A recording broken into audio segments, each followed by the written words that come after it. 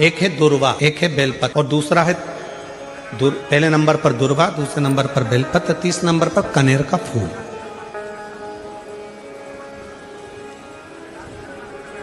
कोई अच्छा कार्य करते करते कई माताएं ऐसी होती हैं जो अपने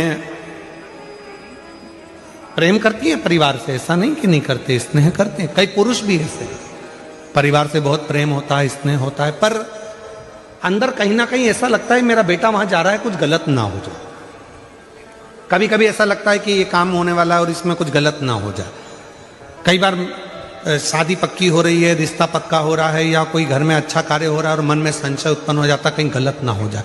मतलब उसके अंदर कहीं नेगेटिविटी आती रहती है, ये वो सोचती रहती है। उसके अंदर एक कुछ ना कुछ ऐसा तत्व चलता रहता है जिससे वो बुद्धि में, विवेक में वो चीज उसके आती रहती है। तो शिव महापुराण में गजासुर की कथा कहती है कि गजासुर ने भगवान शंकर से वर मांगा कि मैं जब आपका भजन करूं, तप करूं, साधना करूं तो मेरे पास में ये अग्नि मेरे चारों तरफ हो जाए, जिससे मैं आपका तप, आपकी साधना अच्छे से कर सकूं, मैं आपका तप, आपकी साधना आराम से कर सकूं। शिव जी ने वर दे दिया, जब तुम तप करने के लिए बैठोगे, साधना करने बैठोगे, भजन करने बैठोगे, तब तुम्हारे चारों तरफ अग्नि प्रकट हो जाएगी। जिन माताओं को, जिन भाइयों को, जिन बेटियों को, जिन बेटाओं को, जिन मेरी बुजुर्ग माँ बाप को ऐसा लगता है, अंदर से ऐसा महसूस होता है कि कुछ गलत होने वाला है, कल कुछ गलत होने वाला है, मेरे पति के साथ ये गलत होने वाला है, मेरे बेटे के साथ ये गलत होने वाला है, या मेरे साथ कुछ गलत होने वाला है, जिसकी बुद्धि में केवल नेगेटिविटी चलती रहती है, उसको तीन चीजें शंकर भगवान को प्रदोष के दिन अवश्य चढ़ाना चाहिए। क्या क्या चीज? पहले नंबर पर जम के बोलो दुर्वा, दूसरे नंबर पर बेलपत्र और तीसरे नंबर पर कनेर का फूल। और यदि ऐसा महसूस हो रहा है कि मेरे को स्वप्न भी गड़बड़ा रहे हैं, स्वप्न भी गलत आ रहे हैं, तो मेरा निवेदन रहेगा जो दुर्वा आपने शिव जी को चढ़ाई है उस दुर्वा को उठाकर लेकर आ जाना है और प्रदोष काल में, प्रदोष के समय पर उस दुर्वा को चबा चबा कर खा लेना है। जिसकी बुद्धि में गलत चीजें आती रहती हैं, गलत विचार आता है, बात अपने हृदय में उतार कर रखिए। जो बेटियां ससुराल में दुखी हैं, बहुत कष्ट में हैं, या आपस में सामाजिक पति पत्नी का नहीं बन रहा है, या कोई विवादित वाली बात है, तो निवेदन है तलाक पर बात को लेकर मत जाना। एक बार बाबा देवाधिदेव महादेव का एक भाव जरूर प्रकट करना। महाराज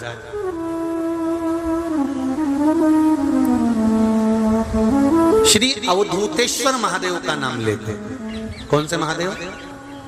अवधूतेश्वर महादेव का नाम लेकर थोड़ी सी मूंग, हरी जो मूंग होती है, उस मूंग को गला लीजिए पानी में। गलाने के बाद में उस मूंग को शिव मंदिर में ले जाकर भगवान जो नंदीश्वर विराजमान होते हैं वहां रखकर 7 बेलपत्र उस मूंग पर चढ़ा दीजिए। चढ़ाकर बेलपत्र मेरे देवाधिदेव महादेव को अवधूतेश्वर महादेव के नाम से समर्पित कर दीजिए। वो मूंग उठाकर गौशाला में या आपके रोड पर कोई नंदी दिख जाए या गौशाला में कोई नंदीश्वर हो तो उस नंदी को वो मूंग खिला दीजिए थोड़ी सी। 3 या 4 प्रदोष करोगे, तलाक तक बात नहीं पहुंचेगी, आपस में प्रेम बढ़ जाएगा, बेटी को सम्मान मिलना प्रारंभ हो जाएगा और टेंशन समाप्त होगी, परिवार नहीं टूटेगा।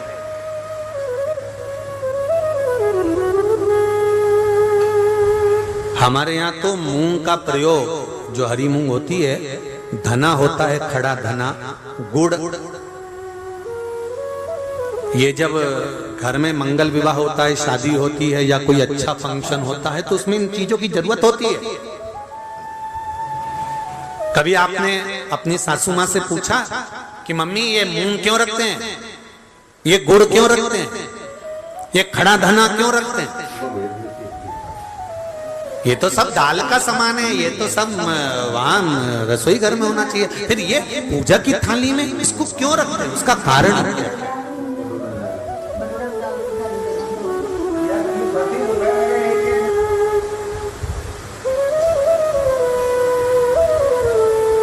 उसका कारण क्या है? कभी अपनी सासू माँ से पूछना तो सासू माँ बताई कि जिस समय पर भगवान शिव, भगवान महेश और उमा का संबंध हुआ था, भगवान शंकर के 51 विवाह पहले हो चुके थे, पार्वती के साथ में 52वें नंबर का विवाह है शिव जी का। इससे पहले उमा, कात्यायनी, सती, कुष्मांडा, ऐसे भगवान शंकर के साथ में जो शिव जी के गले में मुंडों की जो माला होती है ना, उस माला में जो मुंड पड़े होते हैं वो 51 है। पार्वती माता ने पूछ लिया ये मुंडे किसके हैं? शिव जी ने कहा सब तेरे। पार्वती ने पूछा वो कैसे? शिव जी कहते हैं तू इतने बार प्राणों को छोड़ चुकी है और जितने बार तू प्राण छोड़ती है उतने मुंडे में गले में धारण कर ले, तेरी माला बनाकर पहनता। उमा और महेश का जब विवाह हुआ था, भगवान उमा और माता उमा और भगवान महेश का जब मंगल विवाह हुआ था, उस विवाह के समय पर माता उमा रुष्ट होकर भगवान शिव से, ऐसा नहीं है कि केवल माता उमा रुष्ट हुई, तिरुपति चले जाओ तो माता लक्ष्मी रुष्ट होकर नीचे बैठी है।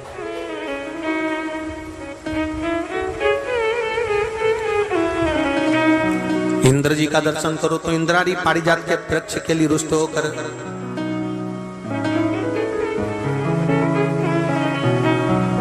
ब्रह्माणी और ब्रह्मा का दर्शन करो तो गायत्री मैया को यज्ञ में बिठा लिया पुष्कर जी में, तो गायत्री मैया को देखकर सरस्वती रुष्ट होकर बैठ गई। ऐसा नहीं है कि रुष्टता नहीं होती है, पर उस रुष्टता में दोनों का साथ भी होता है।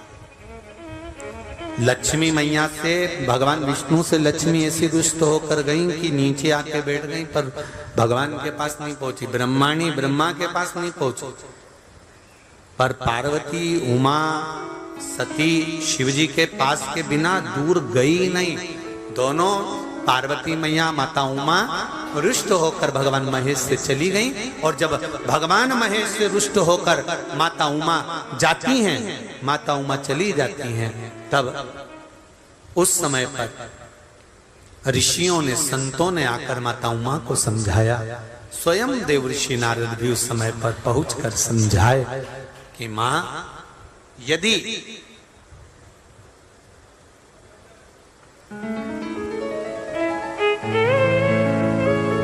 जो नंदी दिन भर भगवान की आराधना में लगा रहता है,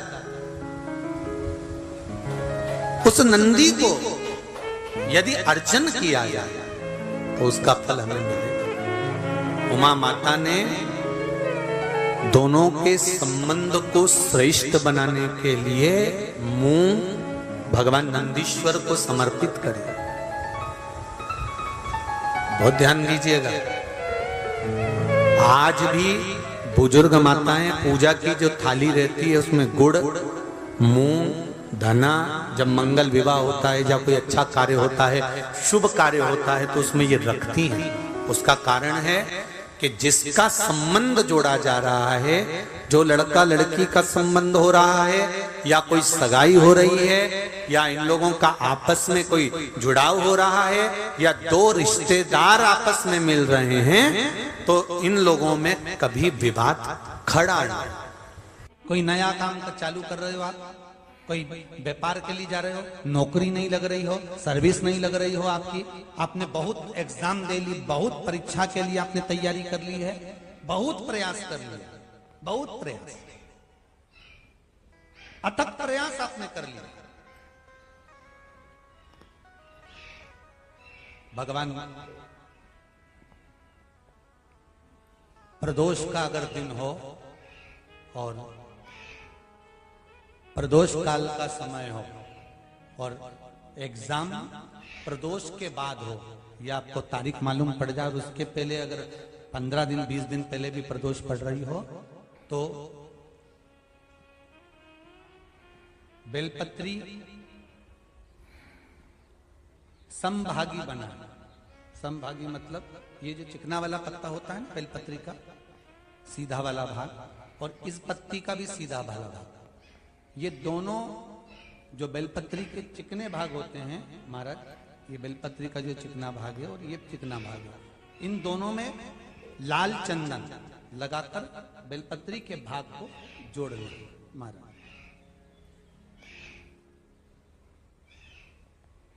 इस भाग को अपने हस्त कमल में रखकर उल्टा हाथ उस पर रखकर भगवान देवाधिदेव महादेव के 12 ज्योतिर्लिंग का स्मरण करना।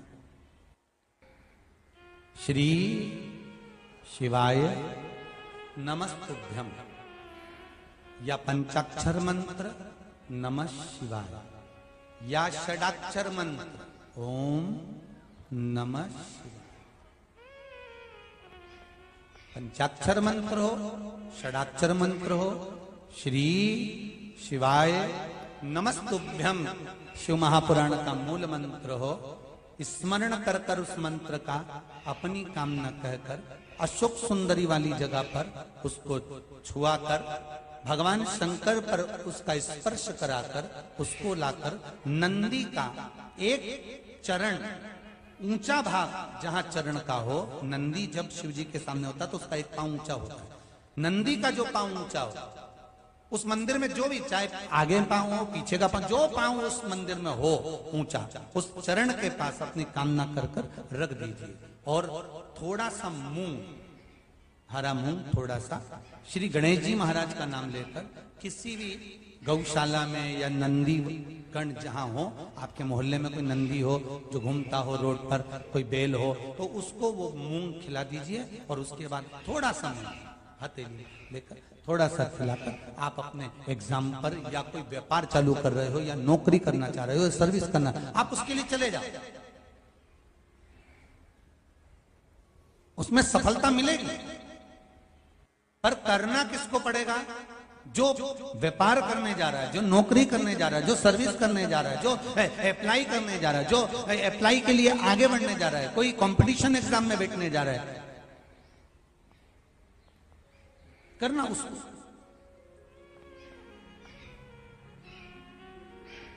अच्छा, शादी करना है लड़के की, उपाय कर रही अम्मा, उपाय मां कर रही है। शादी करना है बेटी की, उपाय कर रही मां। थोड़ा तो बेटा बेटी का हाथ तो लगवाओ उसमें, भले वो करने नहीं जाए पर स्पर्श तो कर दे उसको।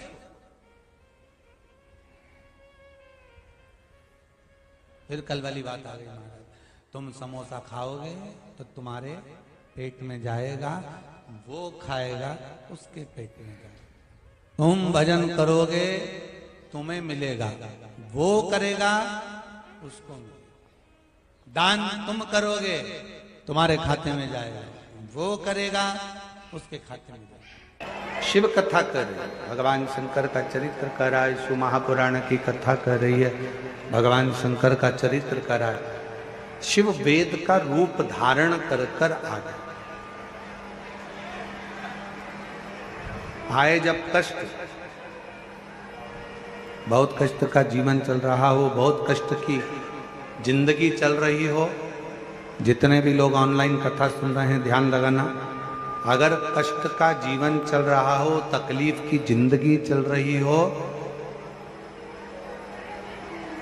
5-7 सोमवार, या तो 5 सोमवार या 7 सोमवार, हाथ में दुर्वा,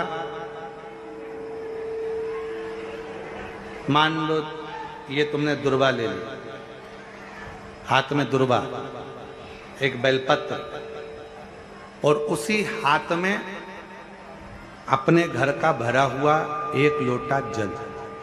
पहले रखना है दुर्वा, फिर रखना है बेलपत्र, उसके बाद में हाथ में 1 लोटा जल, और दोनों हाथों का स्पर्श करते हुए जो अपना पूजन का कक्ष होता है घर के अंदर का, उस पूजन कक्ष की साक्षी में खड़े होकर अपने कुल देवता, पितृ देवता और अन्य देवताओं का स्मरण करते हुए, बाबा बहुत दुखी हूँ, बहुत तकलीफ में हूँ, बहुत कष्ट में हूँ, मेरा परिवार आज दुख तकलीफ में है, मेरा परिवार आज कष्ट में है, दुख में है, कष्ट में है। बाबा को अपने मन का भाव कहते हुए, हृदय से प्रार्थना करते हुए अपने घर के मंदिर से निकलकर फिर उस जल को लेकर शिवालय तक जाओ और दक्षिण की ओर खड़े होकर उत्तर की ओर मुख कर कर जल समर्पित करो। बेलपत्र और दुर्वा दोनों को अशोक सुंदरी वाली जगह पर चढ़ा दीजिए। अशोक सुंदरी की जगह तो सबको मालूम है ना। अशोक सुंदरी वाली जगह पर उस बेलपत्र और दुर्वा को समर्पित कर दो। चढ़ा हुआ थोड़ा सा जल लेकर आओ, घर के दरवाजे पर उसका छींटा दे दो, लेपन कर दो और बाबा से 5 सोमवार नियम से आप दुर्वा, बेलपत्र और जल का प्रयोग अगर करोगे, 5 सोमवार पूर्ण होंगे। जो तुम्हारा दुख है वो समाप्त जरूर होगा। शिव करुणा जरूर, शिव कृपा जरूर। बस इसमें 3 चीजों का स्मरण रखिएगा, 3 चीजों का ध्यान। पकड़ रहा गला, आवाज खुल नहीं पा रही, थोड़ा आवाज खोलिए और मिठास दीजिए। शिव पुराण कह रही है, इसमें 3 चीजों का स्मरण करिए। पहले नंबर पर दुर्वा, दूसरे नंबर पर बेलपत्र और तीसरे नंबर पर जब जल चढ़ाकर वापिस आओ तो अपने घर में प्रवेश के पहले देहली पर, चौखट पर भगवान शंकर के अपने घर के द्वार पर शिव का नाम लेकर जल का सिंचन। उसका फल कितना है?